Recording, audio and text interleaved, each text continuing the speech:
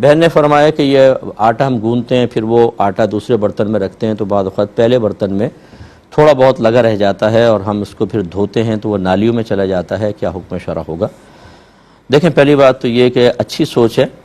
جتنی اللہ تعالیٰ کی نعمت کی قدر کی جائے وہ بہت بہتر ہے۔ بعض اوقات ہم چھوٹی چھوٹی چیزوں کو سمجھتے تو معمولی چیزیں ہیں، لیکن جب نعمت چھن جاتی ہے تو ان کی قدر و قیمت کا اندازہ ہوتا ہے، تو لہٰذا پہلے ہی جو تمام آٹا ایک برتن میں لگا رہ گیا ہے اسے اچھی طرح صاف وغیرہ کر کے ادھر رکھیں۔ باقی پھر آپ دھوئیں گے تو چاہے کتنا ہی آپ احتیاط سے نکال لیں، کچھ نہ کچھ ذرات تو رہ ہی جاتے ہیں۔ اسی طرح آپ کھانا بناتے ہیں،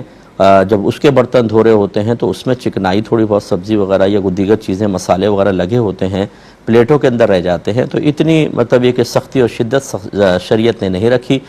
کوشش یہ کریں کہ جان بوجھ کر کوئی نعمت ضائع نہ ہو، لیکن جس نعمت کی حفاظت کرنے میں بہت ہی زیادہ حرج اور تنگی میں انسان مبتلا ہو جائے اس کو شریعت نے معاف رکھا ہے، تو بالکل پھر آپ آٹا وغیرہ گوندھ سکتے ہیں، پھر وہ چاہے نالی میں جائے کیسے بھی جائے اس کی انشاءاللہ معافی ہوگی۔